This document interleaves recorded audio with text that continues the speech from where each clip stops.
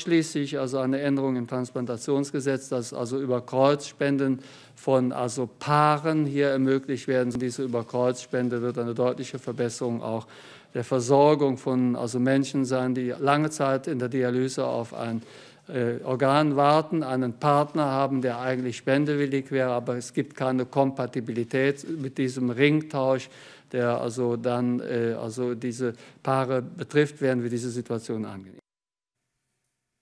Und über diese Erneuerung, Erleichterung möchte ich sprechen mit unserem stellvertretenden Chefredakteur hier bei Welt TV, Johannes Böning. Denn du hast schon Erfahrungen mit dieser ganzen Problematik, die es bisher auf jeden Fall war, gemacht. Ja, man muss sagen, es ist wirklich ein guter Tag für alle, die auf ein Organ warten. Denn es gibt nicht nur viel zu wenig Totspenden, das wissen wir aus der Diskussion. Es gibt auch viel zu hohe Hürden, gab es bisher jedenfalls bei den Lebensspenden. Was viele nicht wissen, nicht jeder, der eine Lebensspende machen will, kann auch spenden. Da gibt es Probleme zum Beispiel mit der Blutgruppe, aber auch mit anderen Faktoren. Bei uns war das so, dass mein Sohn eine Niere bekommen hat von meiner Frau mit 2 Jahren. Mit 10 Jahren hat eine Abstoßung eingesetzt und die wurde dann chronisch. Das heißt, es war klar, er wird die Niere verlieren. Jetzt wäre es natürlich naheliegend gewesen, und das wollten wir auch, dass ich dann ihm eine Niere spende. Das ging aber nicht, weil die Antikörper, die er entwickelt hat, zwangsläufig dazu geführt hätten, dass er meine Niere wieder abgestoßen hätte, sofort. So, und in vielen anderen Ländern gibt es jetzt Programme dafür, dass dann beispielsweise man hat ein Paar, jetzt du hättest beispielsweise einen Partner, der eine Niere benötigt und kannst aber aus denselben Gründen auch nicht spenden. Deine Niere passt aber zu meinem Sohn und meine Niere passt zu deinem Partner, dann kann man diese Niere tauschen. Und dafür gibt es Programme in den USA, in der Türkei, in Österreich, Spanien, Holland ist das gang und gäbe. Bloß hier war das halt bisher nicht möglich. Wir haben dann versucht, in ein Programm in Österreich reinzukommen. Haben dafür lange gebraucht. Da muss man erst die Versicherung überzeugen, viele Voruntersuchungen machen. Am Ende hat es nicht geklappt, haben 1,5 Jahre verloren. Er ist inzwischen an die Dialyse gekommen.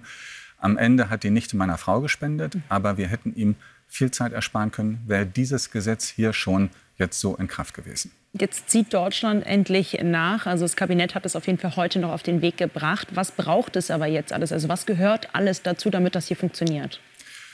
Also zuerst braucht es mal ein Register. Das ist die wichtige Neuerung, die damit einhergeht. Denn die Daten, das sind ganz simple medizinische Daten, die darüber entscheiden, ob man als Spender in Frage kommt oder nicht. Die müssen gesammelt werden. Und dann werden von Zeit zu Zeit in den Ländern, wo das möglich ist, sogenannte Match-Runs durchgeführt, wo geguckt wird, gibt es jemanden, der dazu passt.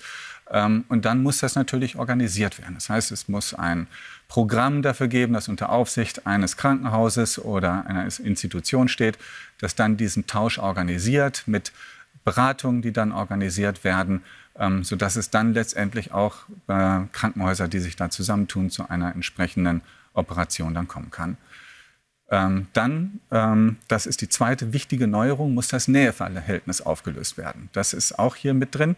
Bisher war es so, dass man einen Spender persönlich kennen musste, um einen Missbrauch auszuschließen, sprich einen finanziellen Vorteil, der hier nun aber nicht gegeben ist, weil beide spenden ja. Dieses Näheverhältnis braucht es nicht mehr. Das heißt, man kann, und das ist auch Teil dieses Gesetzes, wird sogar Anonymität gewahrt. Das heißt, ich lerne die dann das andere Spenderpaar sind, gar nicht kennen. Das ist auch für viele gut so. Weil es kann ja nun immer sein, dass die eine Niere auch nach kurzer Zeit wieder abgestoßen wird. Es gibt nie Sicherheit darüber, wie lange die Niere hält. Und wenn jemand dann eine Niere verliert und dann entsteht entsprechender Ärger, will man nicht, dass hinterher eine Großfamilie vor der Tür steht und sich darüber beschwert, dass die Niere halt nicht mehr funktioniert.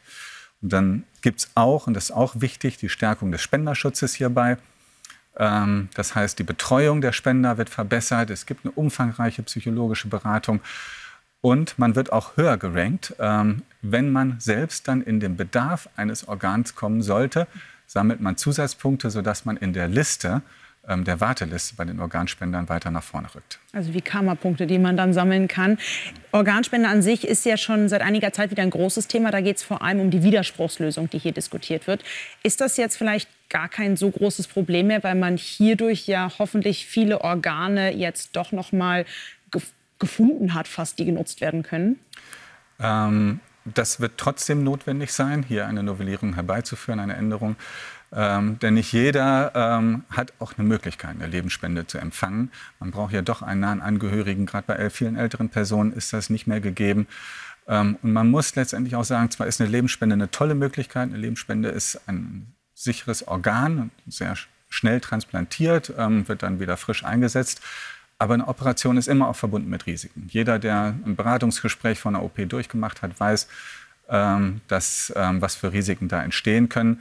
Und eine Spende eines Toten ist allemal besser. Insofern muss diese Änderung, dass es dann doch zu einer Widerspruchslösung kommt, die jetzt ja auch angeschoben ist, eine erneute Abstimmung im Bundestag von 2 Seiten, sehr wohl erfolgen. Und wir hoffen, dass es bald dazu kommt.